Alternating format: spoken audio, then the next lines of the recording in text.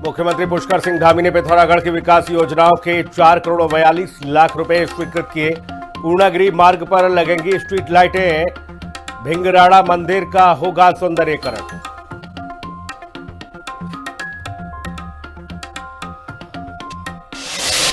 चारधाम यात्रा में उमड़ा आस्था का सैलाब। अब तक 7,72,000 श्रद्धालुओं ने किए दर्शन। केदारनाथ में सबसे ज्यादा 3,45,000 भक्तों ने टेका माथा। तो बद्रीनाथ गंगोत्री में भी भारी भीड़।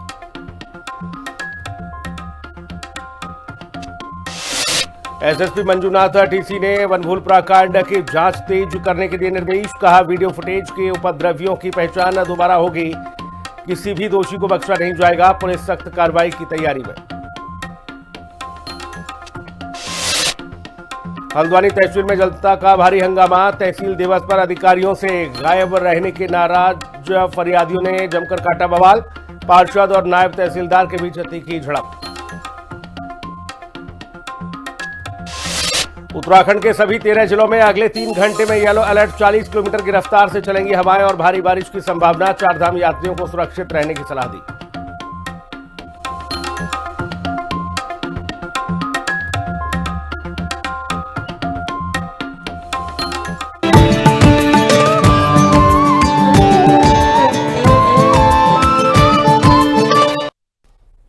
बहुत स्वागत आपका हिंदी खबर में। मैं हूं आपके साथ सुनील सिंह पौरुष और बुलेटिन की शुरुआत होगी चारधाम यात्रा की खबरों के साथ। चारधाम यात्रा में श्रद्धालुओं की भारी भीड़ देखने को मिल रही है। अब तक 7 लाख से ज्यादा श्रद्धालुओं ने दर्शन किए हैं। 7,72,000 के करीब श्रद्धालु अब तक दर्शन कर चुके हैं। केदारनाथ में 3,45,000 श्रद्धालुओं ने अब तक दर्शन किए। बद्रीनाथ धाम की अगर बात की जाए तो 1,85,000 श्रद्धालुओं ने दर्शन किए हैं। यमुनोत्री धाम की अगर बात की जाए तो ये आंकड़ा हम आपको बता रहे हैं, जहां पर 1,16,000 श्रद्धालुओं ने अब तक दर्शन किए हैं। गंगोत्री धाम में भी 1,15,000 श्रद्धालु दर्शन करने के लिए पहुंचे हैं। उत्तराखंड में चारधाम यात्रा अपने पूरे उफान पर है और आस्था का सैलाब उमड़ पड़ा है। अब तक रिकॉर्ड 7,72,000 श्रद्धालु माथा टेक चुके हैं। आंकड़ों की बात की जाए तो बाबा केदार के दरबार में सबसे ज्यादा 3,45,000 भक्तों ने उपस्थिति अपनी दर्ज कराई है, जबकि बद्रीनाथ धाम में 1,85,000 लोग पहुंचे हैं। यमुनोत्री और गंगोत्री में क्रमशः देखिए 1,16,000 और 1,15,000 श्रद्धालुओं ने दर्शन किए हैं। प्रशासन भीड़ को नियंत्रित करने और सुविधाओं को सुचारू रखने के लिए निरंतर प्रयासरत है। बड़ी खबर आपको बता रहे हैं, चारधाम यात्रा में रिकॉर्ड श्रद्धालुओं की यहां पर आंकड़े दर्ज किए जा रहे हैं। बद्रीनाथ धाम में लगातार पहुंच रहे हैं श्रद्धालु। केदारनाथ धाम में भी और साथ ही देखिए गंगोत्री और यमुनोत्री में भी श्रद्धालुओं का तांता लगा है।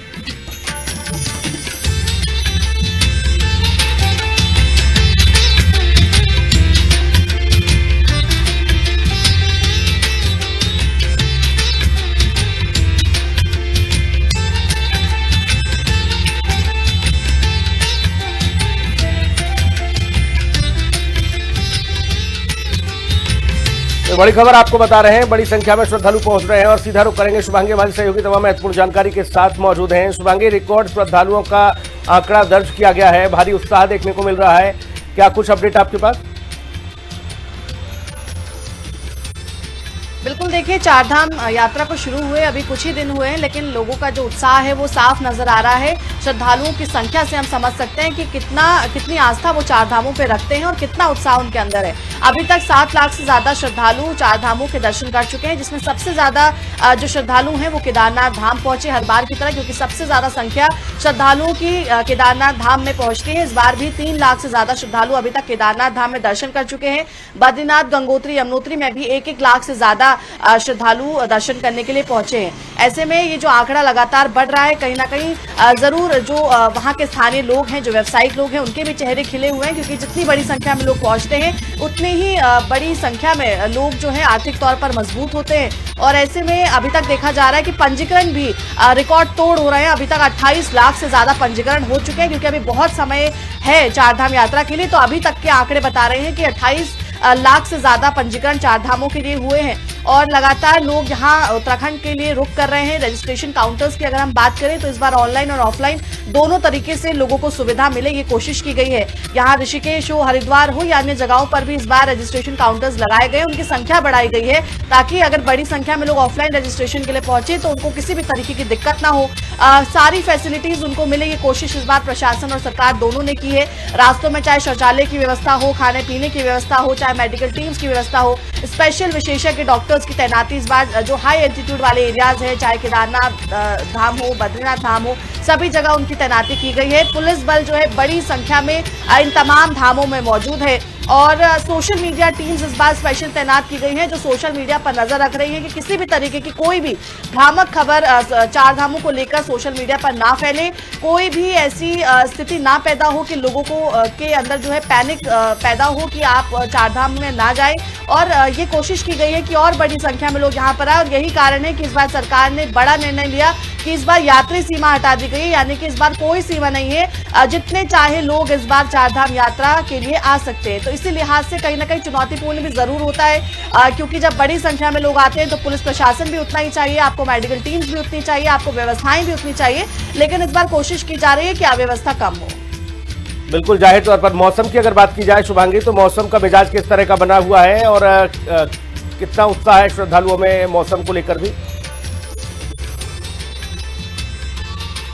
देखिए, मौसम की अगर मैं बात करूं तो अभी कुछ दिन के लिए मौसम विभाग ने अलर्ट जारी किया है। 10 तारीख तक अभी बारिश देखने को मिल सकती है और जो हाई एल्टीट्यूड वाले एरियाज हैं वहां पर तेज हवाओं के साथ बर्फबारी भी देखने को मिल सकती है क्योंकि चाहे वो केदारनाथ हो, बद्रीनाथ, गंगोत्री, यमुनोत्री हो, वहां पर हर वर्ष जब भी चारधाम यात्रा होती है तो बर्फबारी भी जरूर देखने को मिलती है। और ये भी एक तरीके से जो टूरिस्ट हैं, जो श्रद्धालु हैं, उनको अट्रैक्ट करता है कि वो मंदिरों के दर्शन के साथ साथ बर्फबारी का भी लुत्फ उठाते हैं। तो अभी कुछ दिनों के लिए अलर्ट जारी किया गया है जिसमें बारिश और बर्फबारी होने की संभावना है। चारों धामों में भी क्योंकि अलर्ट है तो ऐसे में लगातार प्रशासन भी अपील कर रहा है कि अगर आप लोग आ रहे हैं तो आप लोग मौसम का अपडेट लेकर आए, आप लोग अपने साथ रेनकोट लेकर आए कि अगर आप बारिश होती है तो आप बारिश से बच सके और अगर ज्यादा मौसम खराब हो तो आप संवेदनशील जो क्षेत्र है वहां पर जाने से बचे। इस तरीके की गाइडलाइंस भी जारी की जा रही है।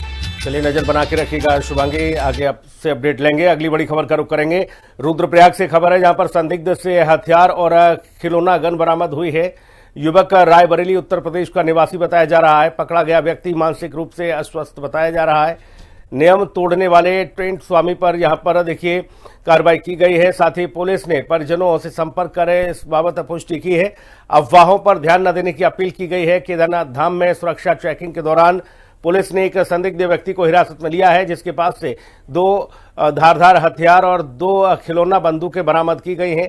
साथ ही आपको बता दें कि सीओ केदारनाथ नितिन लोहनी ने इस बताया है कि पकड़ा गया व्यक्ति उत्तर प्रदेश के रायबरेली का निवासी है और प्रारंभिक जांच में उसके मानसिक रूप से अस्वस्थ होने की बात सामने आई है। पुलिस ने बिना पहचान पत्र के उसे ठहराने वाले टेंट स्वामी के खिलाफ भी चालानी कार्रवाई की है। साथ ही आपको बता दें कि रुद्रप्रयाग पुलिस ने श्रद्धालुओं से किसी भी तरह की अफवाह पर ध्यान न देने और सुरक्षा में सहयोग करने की भी अपील की है।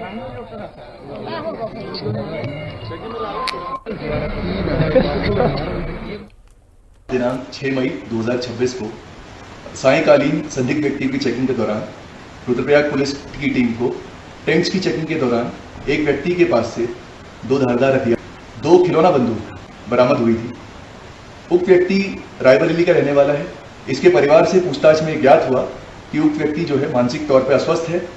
पूछताछ जारी है और उचित वैधानिक कार्रवाई अमल में लाई जाएगी। इसके अतिरिक्त जो टेंट स्वामी जिसने उसे वहां पे जगह दी थी उसके विरुद्ध भी चालानी कार्रवाई करी जा रही है क्योंकि उसने किसी प्रकार के आईडीज वगैरह नहीं रखे थे उस व्यक्ति के।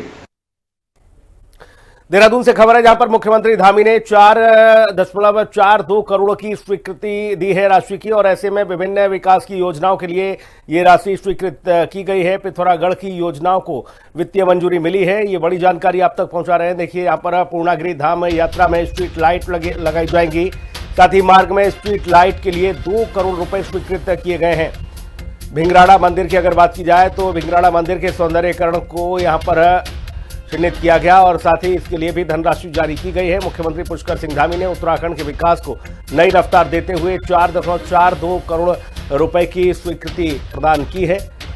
साफ तौर पर यह कहा जा सकता है कि 4 करोड़ 42 लाख रुपए की स्वीकृति यहां प्रदान की गई और इस बजट का मुख्य हिस्सा पिथौरागढ़ की विभिन्न जन कल्याणकारी योजनाओं पर खर्च किया जाएगा। विशेष रूप से मां पूर्णागिरि धाम यात्रा मार्ग को दूधिया रोशनी से नहलाने के लिए 2 करोड़ रुपए मंजूर किए गए, जिससे श्रद्धालुओं के अगर बात की जाए तो श्रद्धालुओं को रात में यहाँ सुगम आवाजाही मिलेगी। साथ ही प्रसिद्ध भिंगराड़ा मंदिर के लिए यहाँ पर सौंदर्यीकरण के लिए भी धनराशि जारी की गई है। तो 4 करोड़ 42 लाख रुपए की स्वीकृति यहां पर दी गई है। ये बड़ी जानकारी आप तक पहुंचा रहे हैं मुख्यमंत्री पुष्कर सिंह धामी ने इस दरमियान साफ तौर पर यहां पर देखिए निर्देश दिए और ये राशि जारी की है।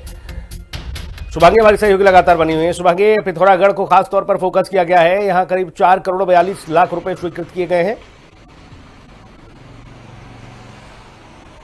बिल्कुल, देखिए मुख्यमंत्री लगातार इस तरीके की वित्तीय स्वीकृति देते हुए नजर आ रहे हैं, क्योंकि वो चाहते हैं कि जितनी भी विकास योजनाएं हैं वो धरातल पर जल्दी से जल्दी उतरे और ये जो कार्य लगातार चल रहे हैं उनमें तेजी आए। और ऐसे में कई सारे जो विकास योजनाओं से जुड़े हुए प्रस्ताव थे उनको मुख्यमंत्री ने मंजूरी दी है और 4 करोड़ 42 लाख की वित्तीय स्वीकृति दी गई है, जिसके जरिए अब तमाम काम होने हैं। इसमें सबसे पहले तो लोहा घाट के अंतर्गत जो मुख्यमंत्री ने घोषणा भी की थी, क्योंकि चंपावत उनका गृह क्षेत्र है, ऐसे में उन्होंने वहां पर ये घोषणा की थी कि भिंगराड़ा जो मंदिर है वहां पर सौंदर्यीकरण का कार्य होगा, जिसके लिए जो वित्तीय स्वीकृति है वो दे दी गई है मुख्यमंत्री के द्वारा। इसके अलावा महत्वपूर्ण जो पहले ही अनुमोदन किया गया था कि जो टनकपुर से लेकर पूर्णागिरि मंदिर तक जो यात्रा मार्ग है उसमें स्ट्रीट लाइट्स की व्यवस्थाओं के लिए बात पहले भी प्रस्ताव मुख्यमंत्री के आगे रखा गया था, क्योंकि रात्रि के समय जब कोई वहां पर यात्रा करता है तो ऐसे में वहां पर स्ट्रीट लाइट्स का होना बहुत जरूरी है। उसके लिए 2 करोड़ की स्वीकृति मुख्यमंत्री द्वारा दे दी गई है। इसके अलावा उत्तरकाशी विधानसभा क्षेत्र में न्याय पंचायत मुख्यालय है, वहां पर जो महादेव मंदिर है वहां के सौंदर्यीकरण के लिए भी प्रस्ताव आया था,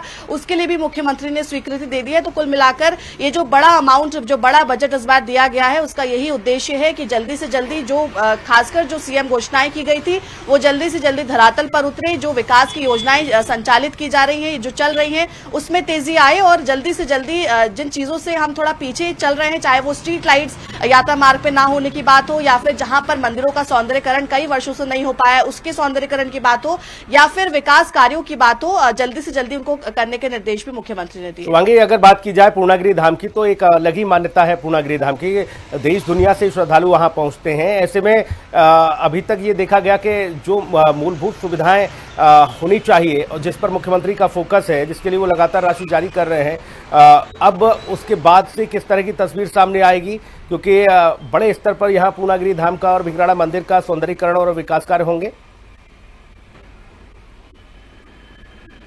बिल्कुल, देखिए पूर्णागिरि धाम का अपना एक महत्व है और बड़ी संख्या में लोग मंदिर में पहुंचते हैं दर्शन के लिए, और केवल प्रदेश के लोग नहीं होते हैं, देश विदेश से भी लोग आते हैं। ऐसे में बहुत जरूरी हो जाता है कि वहां पर सुविधाएं हों जो श्रद्धालु वहां पर आ रहे हैं। ऐसे में टनकपुर से लेकर जो पूर्णागिरि धाम तक जो भी यात्रा मार्ग है वहां पर स्ट्रीट लाइट्स लगाने की बात पहले भी कही गई थी, क्योंकि जो पैदल मार्ग है, पैदल मार्गों पर स्ट्रीट लाइट्स की बेहद आवश्यकता होती है, क्योंकि कई बार जब ठंड का समय होता है, जब जो श्रद्धालु हैं वो वहां पर ट्रैवल कर रहे हैं, पैदल यात्रा कर रहे हैं, तो वहां पर स्ट्रीट लाइट्स होनी बहुत जरूरी है और ये जो मूलभूत सुविधाएं हैं इनका वहां पर होना जरूरी है, ताकि जो श्रद्धालु हैं वहां पर आने से ना कतराए। मुख्यमंत्री खुद चाहते हैं कि जहां पर चाहे वो चारों धाम हो या उनके अलावा जो भी धार्मिक स्थल है जहां पर लोगों की मान्यता है, लोग हर वर्ष पहुंचते हैं दर्शन के लिए, चाहे वो कोई महादेव का मंदिर हो, चाहे किसी माता का मंदिर हो, चाहे वो चारों धाम हो, तो ऐसे में जो जिन भी मंदिरों की मान्यता है, जो भी धार्मिक स्थल उत्तराखंड के अंदर है, वहां पर तमाम जो मूलभूत सुविधाएं हैं वो हो, उनके सौंदर्यीकरण का कार्य हो, वहां पर स्ट्रीट लाइट्स हो, वहां पर हर तरीके की व्यवस्था हो, ताकि जो श्रद्धालु हैं वो हर बार निश्चिंत होकर यात्रा के लिए आए। और इसी लिहाज से इस बार ये वित्तीय स्वीकृति भी दी गई है और अब यात्रा जो है वो और ज्यादा आसान होगी, सुगम होगी और सुरक्षित भी होगी, क्योंकि स्ट्रीट लाइट्स अब उन जो पैदल मार्ग है वहां पर देखने को मिलेगी। बहुत शुक्रिया तमाम महत्वपूर्ण जानकारी के लिए शुभांगी। अगली बड़ी खबर का रुख करेंगे, जहां पर उत्तराखंड में खेलों के विकास को नई दिशा देते हुए मुख्यमंत्री पुष्कर सिंह धामी ने देहरादून स्थित हिमाद्री आइस रिंग की प्रथम वर्षगांठ पर अपने विजन और कार्यों से ये स्पष्ट कर दिया है कि अब राज्य देवभूमि के साथ साथ खेल भूमि बनने की ओर तेजी से अग्रसर है। देहरादून के महाराणा प्रताप स्पोर्ट्स कॉलेज में स्थित हिमाद्री आइस रिंक एशिया का सबसे बड़ा इंडोर आइस स्केटिंग रिंक है, जिसको अब 8.5 करोड़ की लागत से पुनर्जीवित किया गया है। इसकी पहली वर्षगांठ के मौके पर मुख्यमंत्री पुष्कर सिंह धामी आयोजित कार्यक्रम में पहुंचे, जहां पर उन्होंने इसे प्रदेश और देश के लिए शान बताया। इसके साथ ही उन्होंने कहा कि राष्ट्रीय और अंतर्राष्ट्रीय प्रतियोगिताओं के लिए एक बड़ा केंद्र बन रहा है। हिमाद्री आइस रिंग देश की शान। मुख्यमंत्री धामी ने कहा कि हिमाद्री आइस रिंग भारत की एकमात्र अंतर्राष्ट्रीय स्तर की आइस रिंग है, जो न सिर्फ उत्तराखंड बल्कि पूरे देश के लिए गर्व का विषय है। उन्होंने इसे विश्व स्तरीय खेल सुविधाओं का केंद्र बताते हुए कहा कि यहाँ खिलाड़ियों को आधुनिक प्रशिक्षण और प्रतिस्पर्धा के अवसर मिल रहे हैं।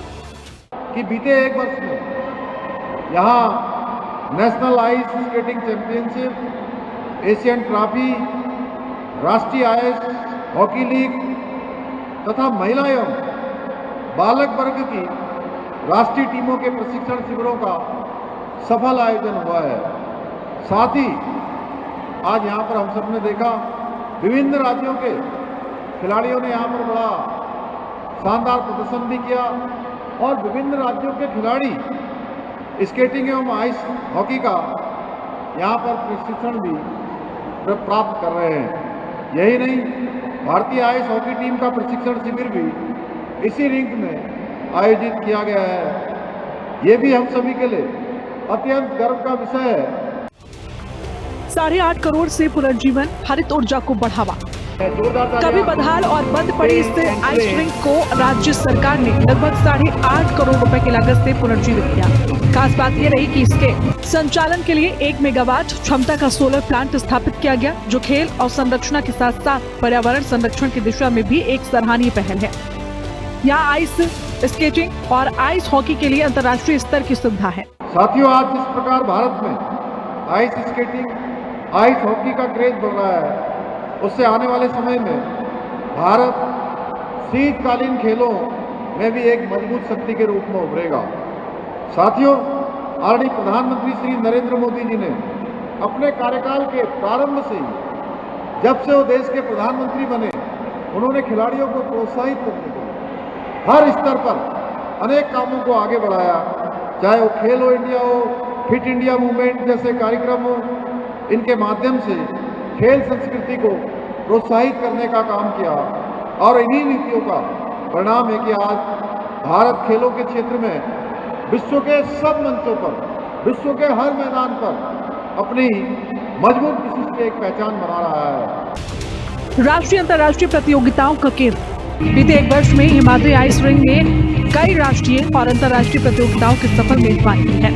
National ice skating championship, ice hockey league और विशेष रूप से Asian open short track speed skating trophy का सफल आयोजन राज्य की बढ़ती खेल क्षमता का प्रमाण है।